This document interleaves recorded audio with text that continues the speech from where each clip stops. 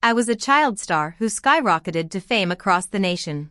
My parents, terrified of me fading from the spotlight, injected me with growth-suppressing hormones at 12, permanently stunting my height at 4 feet 11 inches. Later, Mom Olivia Davis traded my body to directors for career opportunities. While my family bathed in luxury from my earnings, my sister became an overseas-educated socialite. My brother transformed into an Ivy League golden boy. I became the industry's punching bag. When scandals erupted at 24, my own fans turned against me. My parents kept pimping me out for cheap gigs and wealthy clients until, disease-ridden and abandoned by all, I died alone in the hospital. Reborn at 6 years old, I stood trembling in a frilly dress as Mom Olivia instructed Emily, smile sweetly at the camera while holding the basket. This exact moment had launched my previous nightmare. Last life. My natural charm made me an instant child model sensation. This time, I deliberately posed like a wooden doll. After multiple failed shots, Olivia slapped my cheek. "Emily, you useless waste of a pretty face." Tears welled as photographer Lily offered candies. "Olivia, she's just a kid." My 5-year-old sister Sophia giggled maliciously. "Auntie, Emily's dumb." Seizing the opportunity, I shoved her forward. "Mom, let Sophia try. She's smarter." Sophia became their new cash cow. Though less photogenic than my former self, she pleased photographers after coaching. At home, Olivia smothered 2-year-old Jake with kisses while Sophia glared jealously. When modeling offers arrived a month later, I overheard a shocking conversation. "Sophia's too young for all-day shoots in this heat." Olivia fretted. Dad agreed, "We should enroll Emily in a modeling boot camp instead." Ice flooded my veins. They'd always planned to sacrifice me. Clutching my chest, I finally understood, in the Johnson family, only my blood held currency. But this time, I'd make them all pay. I walked into the bedroom and said to Sophia, who was watching cartoons on her phone, "Sophia, you're going to be a star." Her eyes widened instantly. I continued excitedly, "Several agencies called today wanting you as a child model." She frowned. "What's so great about photoshoots? Last time my legs hurt for days." I coaxed. "Child models get famous online. You could act in TV shows like Lily." She started as a model and became the nation's sweetheart. At Lily's name, Sophia's eyes lit up with recognition. Sighing dramatically, I added, "But Mom and Dad think it's too hard for you. They're probably going to decline." Before I finished, Sophia dashed to our parents' room shouting, "I want to be a model. I want photoshoots now." The next day, Mom took Sophia for her first paid gig while I sat in sunlit classrooms, savoring every lesson. In my previous life, constant photoshoots had made me the laughingstock for misusing Chinese idioms on TV shows. Now I'd reclaim what I'd lost. Sophia earned $3,000 that first day. We celebrated with a crab dinner, a promise of a new princess dress for her, and a Lego set for Jake. I quietly ate the leftover claws. Let them enjoy this honeymoon phase soon enough. Greed would sour everything. Photoshoots soon replaced kindergarten. Preschool's just playtime anyway. Our parents shrugged. "She'll catch up later." One afternoon I returned to find them home early. Sophia lay flushed with fever, demanding cherries. Mom rushed out cooing, of course, "My princess," while Dad barked at me, "Fetch water. Peel oranges. Stop dawdling." My fingers whitened around the schoolbag straps. Why this difference? Sophia changed 50 outfits per shoot. I'd endured 200 daily in my past life, wool coats in summer heat waves, chiffon dresses in winter blizzards. And I was beaten for flinching at the camera.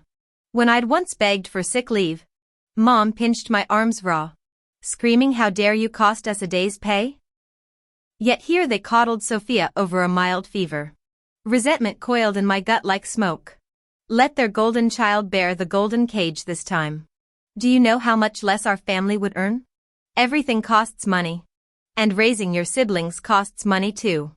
Get up. As long as you're breathing, you'll work. Dad stood nearby clutching a leather belt.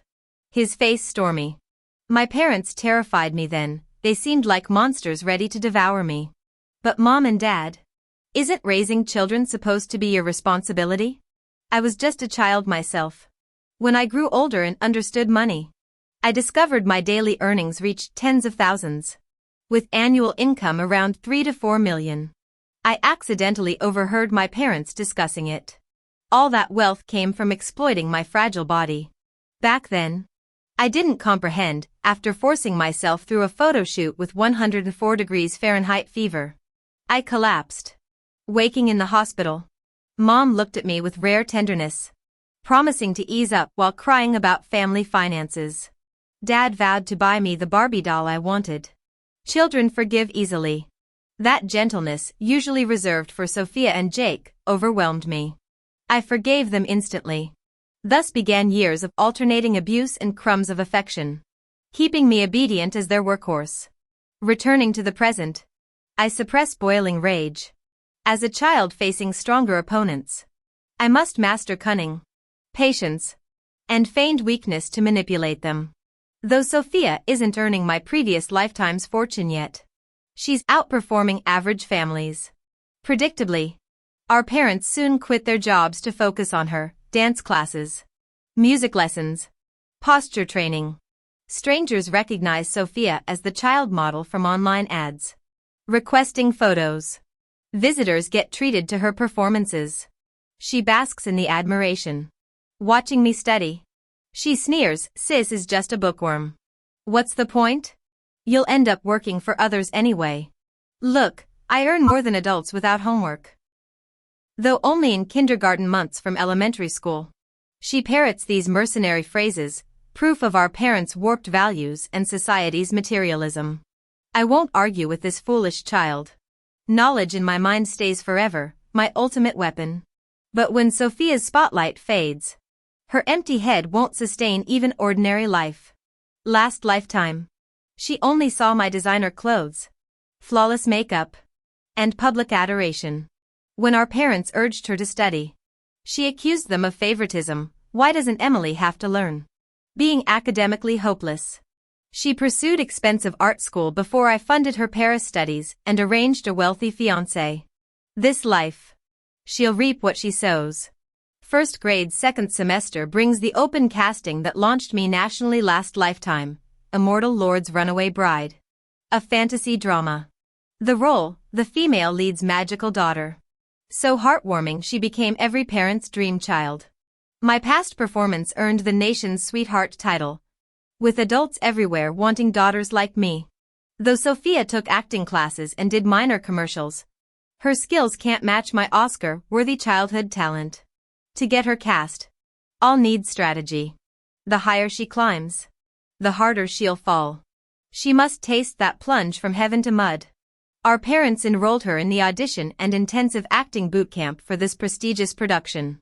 Stressed by endless rehearsals, Sophia angrily knocks over the fruit I bring, calmly picking it up. I say, "I know you're worried. 3 days till auditions. I had a dream about your scene." She huffs, strangling her stuffed animal. "Whatever. If you're lying, you'll pay later." "There's a crying scene," I whisper. "The vision said you'll win if you master it." Eyes widening, she demands details. Children are so gullible. I make her swear secrecy for the magic to work. Each night, I coach her on memorizing lines and physical acting, the perfect trap. The audition scene required the daughter of the female lead, who was nearly killed by the male lead's obsessed and malicious admirer, to appear pale with tears shimmering in her eyes while pleading for her parents to reconcile.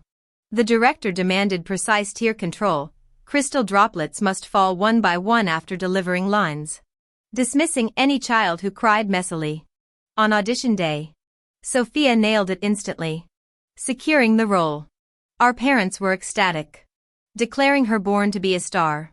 Flushed with praise, Sophia never mentioned her secret rehearsals. After my prophetic dream came true, Sophia briefly treated me better, splurging on designer clothes and backpacks.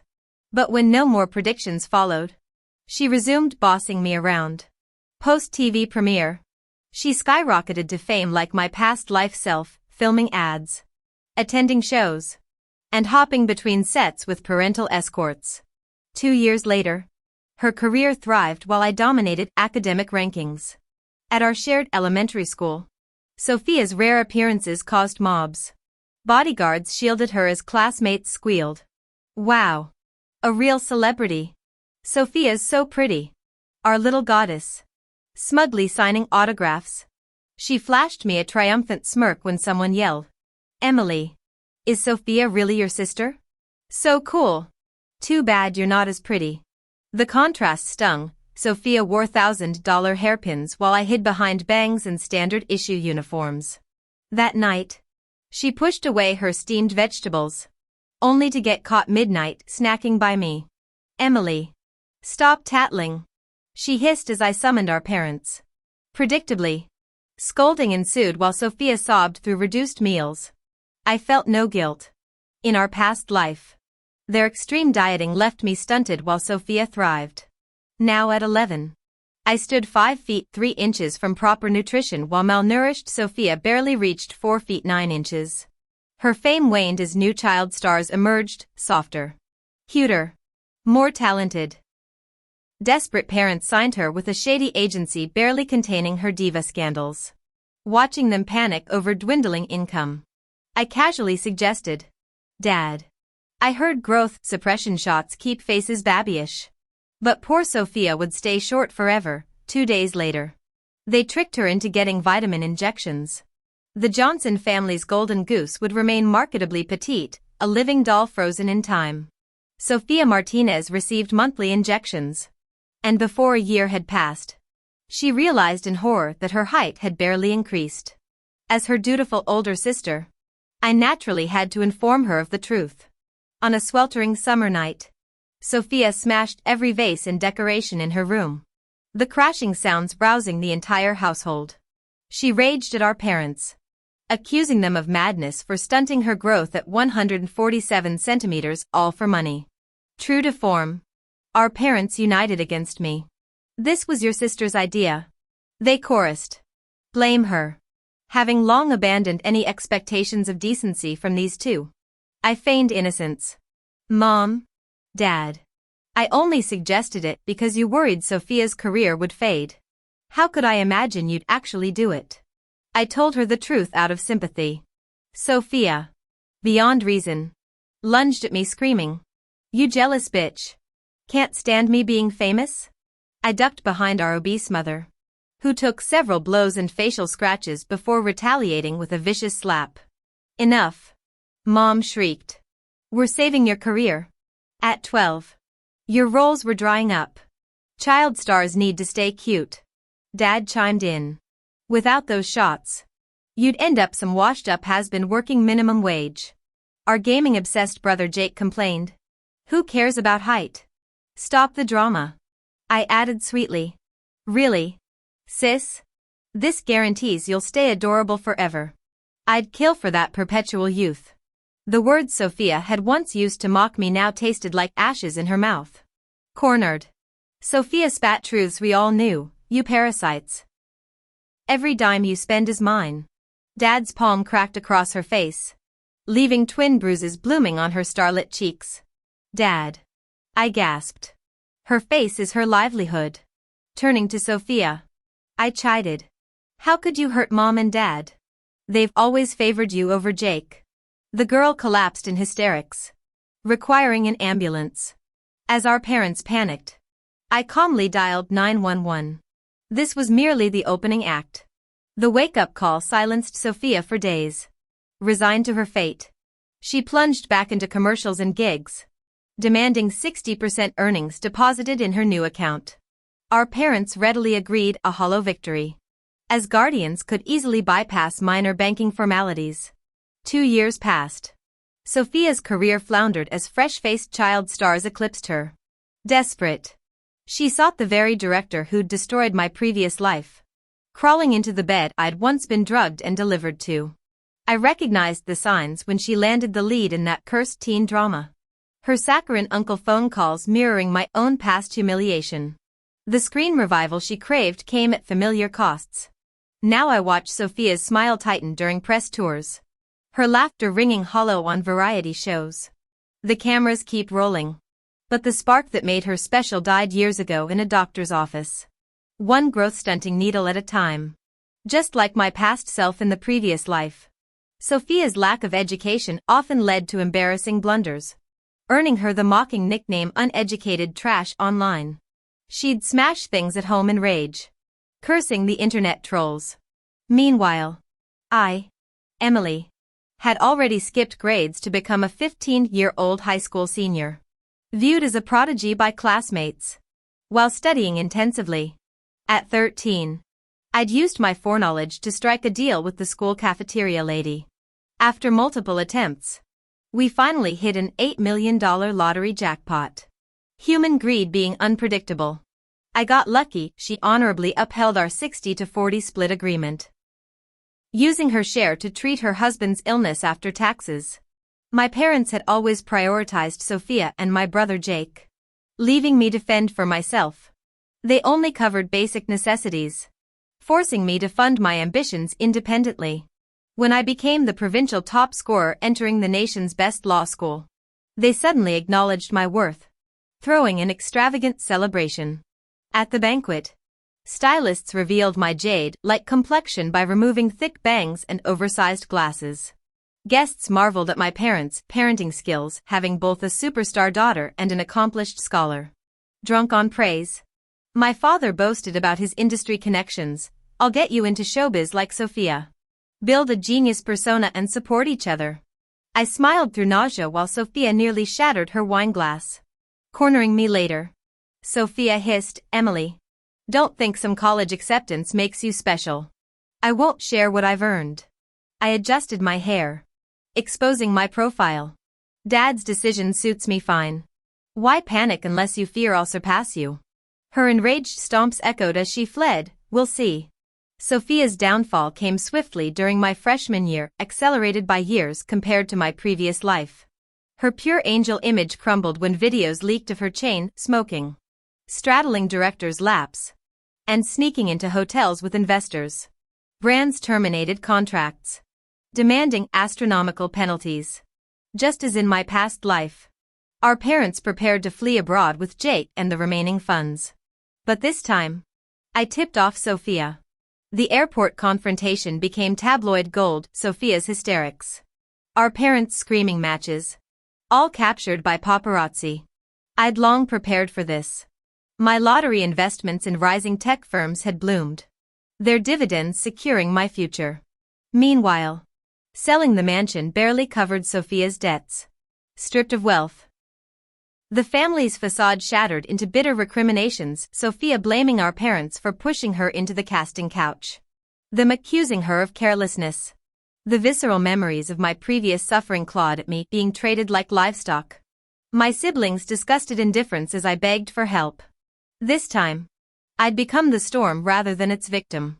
Let them drown in the chaos they created.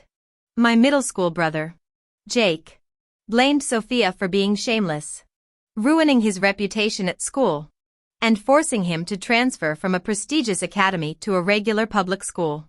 The only person showing her kindness was me, Emily, the sister she'd always looked down on and bullied since childhood.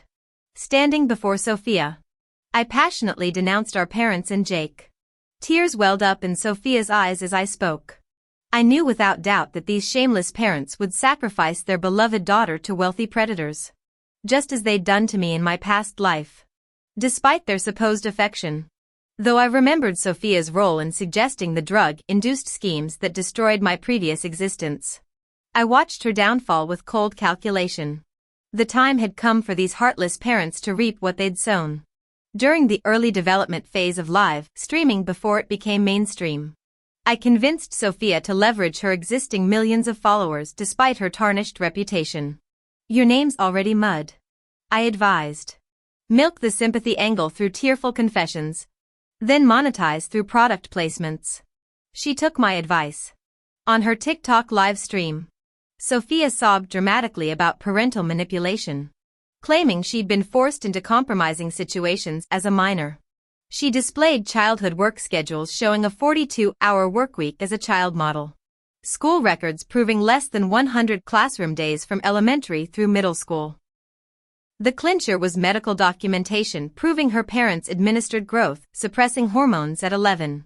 Disguised as vitamin shots to prolong her child star appeal. Screenshots of texts pressuring her to entertain wealthy sponsors went viral. Her acting training paid off, millions flooded her stream, transforming her image from a social pariah to a victimized heroine overnight. The Johnsons became social pariahs, assaulted with rotten eggs and feces in public until they daren't leave home. When they tried silencing Sophia through threats, she called the police, severing all familial ties. As her follower count skyrocketed, Sophia launched product promotions, raking in millions daily, far exceeding her entertainment earnings. Emboldened, she later leaked that Mr. Johnson used illegal substances. Police investigation revealed his minor drug dealing role enough for the death penalty. Mrs. Johnson's complicity emerged during probes, landing both parents in prison, death sentence for him, suspended death sentence for her. Without parental protection, Jake's world collapsed. He harassed Sophia daily until she handed him $10,000 with empty promises of support. The cold-blooded preteen took the money and vanished. Netizens split, some praised Sophia's noble justice. Others condemned her filial betrayal. Critics highlighted her enthusiastic demeanor during past hotel meetings with sponsors, causing half her followers to abandon ship. When dwindling income panicked Sophia into seeking my help, I feigned powerlessness. Let the selfish fools destroy themselves without me as a stepping stone. Focusing on studies abroad during my sophomore year, I coincidentally rescued a mugging victim while shopping with classmates, an ordinary day that would unravel my carefully woven revenge tapestry. The aunt, Grace Taylor, screamed loudly, kicking and fighting the robber while desperately clutching her purse. Seeing her ferocious determination, my blood boiled. Despite knowing the danger, I inexplicably rushed forward to grapple with the scruffy, bearded assailant, only to get stabbed in the back. Fortunately, police arrived promptly to subdue him. I lost consciousness from the knife wound. When I awoke, Grace gazed at me tearfully, clutching my hand as she sobbed, "You're my child." Beside her stood a refined middle-aged man, Mike Brown, who looked vaguely familiar. He comforted her while watching me with intense affection and guilt. They explained their daughter had been stolen from a park at 2 months old due to their nanny's negligence. For 17 years, their family searched relentlessly. Grace's annual overseas recuperation trips stemmed from her grief-induced poor health. That day, she'd been carrying her daughter's preserved baby hair, her most cherished possession, when the robbery occurred. My throat tightened. The differential treatment I'd endured from my supposed parents and siblings across 2 lifetimes had always haunted me, though I'd secretly questioned my origins. Confronting this possibility now left me trembling. Grace urgently added, "How could I not recognize my own child? You have a crimson crescent-shaped birthmark on your back and a black mole the size of a pea on your inner thigh." My heart pounded as tentative hope blossomed. These people seemed kind, perhaps they could be real parents. Suddenly I recognized Michael Brown, CEO of Brown Enterprises. Memory crashed over me. In my previous life, news reported his wife Grace dying at 42 from a botched overseas robbery. Tears spilled as I realized fate's cruel irony had finally granted me sweetness. 1 month later, Brown Enterprises hosted an extravagant gala announcing the return of their long-lost heiress, Emma Wilson. After 17 years, media frenzy erupted over my origins. My supposed parents, unable to conceive, had stolen me from a distracted nanny in London, believing adopted children brought fertility. 3 months after taking me, Sophia Martinez became pregnant. They kept me only as a good luck charm, eventually returning to London when no investigations surfaced. After reunification, my biological parents confronted Sophia. Her death sentence was upgraded from suspended to immediate execution.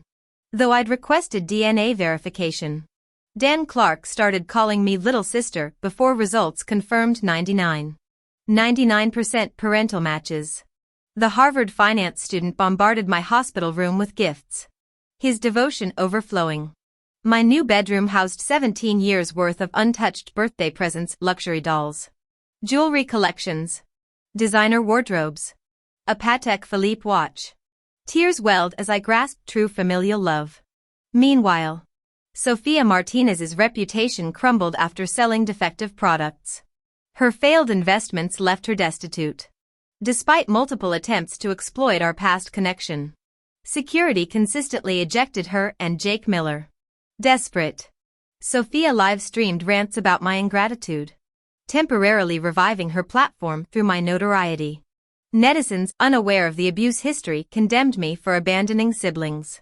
My parents retaliated with a press conference, displaying damning evidence. Childhood photos showed Jake and Sophia enjoying Disney trips in designer clothes while I wore faded uniforms. Videos depicted me sunburned and umbrella holding as they ate ice cream, or kneeling overnight for breaking Jake's toy. Teachers and classmates testified about my impoverished school lunches of steamed buns. Viral footage showed Sophia's staged fall that earned me slaps for pushing her. The truth ignited public outrage. For the first time, I breathed freely, no longer the Martinez's unloved servant, but Emma Wilson, cherished daughter of the Brown legacy. It turned out that behind my back, countless kind strangers had left mountains of evidence. As photos and videos played one after another, everyone present burned with righteous anger. My biological mother was already sobbing uncontrollably, choking out. My child should have been cherished and adored from the moment she was born. But because of that despicable couple, we've been separated for decades. After seeing how my poor daughter suffered, how dare those internet trolls demand she care for the criminal who stole her life? My chest tightened painfully. My nose stung and eyes burned with unshed tears as unfamiliar emotions surged through me like tidal waves threatening to drown my heart. My brother gently ruffled my hair while Dad stood beside me, tenderly wiping my cheeks with a tissue. Only then did I realize I'd been crying. This overwhelming sensation, I finally understood, was the cathartic release of finding unconditional love, the kind that stands by you through fire and flood. For the first time in 2 lifetimes, I felt the seismic shift of truly belonging. The lonely child who used to cry herself to sleep in countless cold nights finally found peace. Though years of hardship had built fortress walls around my heart, making me flinch from fully embracing my newfound family, those defenses crumbled to dust in this moment. Love, it turns out, really does conquer all. After the press conference, Sophia's reputation plunged to new depths. Her TikTok account permanently banned. During my junior year, I declined my parents' suggestion to study abroad, choosing instead to pursue graduate school after graduation. Buried in thesis research, I paid little attention to Sophia's occasional tabloid appearances, pathetic stories about performing at county fairs or partying with trust fund brats. The news broke during my final thesis crunch. Sophia's decomposing body was found in northern Myanmar. When authorities tried contacting Jake, they discovered he'd been sentenced to 10 to 15 years for manslaughter during gang turf wars. I felt nothing reading this. Karma's scales eventually balance. After earning my master's, I dedicated myself to protecting minors' rights, particularly child stars and models. The deeper I delved, the more horrors I uncovered. My past suffering was merely the tip of this monstrous iceberg. There was the 3-year-old model working 10-hour days, the 4-year-old forced to perform dangerous wire stunts in freezing rain. That girl became paralyzed at 10 after a 15-foot fall when her harness snapped. Her parents took the settlement money and pushed her younger sister into the same nightmare. The 4-year-old superstar dead from leukemia at 8, passing away on Lunar New Year's Eve as fireworks lit the sky. The 20-year-old former child star with a permanent baby face, sold to a pedophile millionaire by her own parents for cash. She won her lawsuit but jumped from a high-rise the next day, leaving a note saying she envied my chance to study and rebuild. Each case carved deeper fury into my bones. Children become blank canvases for their parents' greed in this materialistic world. Earning family income should never be a child's burden. My parents and brother worry I'm becoming a workaholic, constantly trying to set me up with promising young men. But at 22, I've got time. These broken angels need someone fighting in their corner first. My parents respected my wishes and fully supported my endeavors. 5 years later, through collaboration with various sectors, I successfully advocated for legal reforms prohibiting children under 10 from commercial endorsements and restricting child labor to no more than 8 hours daily or 35 hours weekly. When the new legislation passed, media outlets praised me as a breath of fresh air in the legal community. Though humbled by the recognition, I remain acutely aware of how much more needs to be done. This career path knows no finish line. I'm committed to using whatever influence I have to protect exploited children and restore sunshine to their tear-stained lives.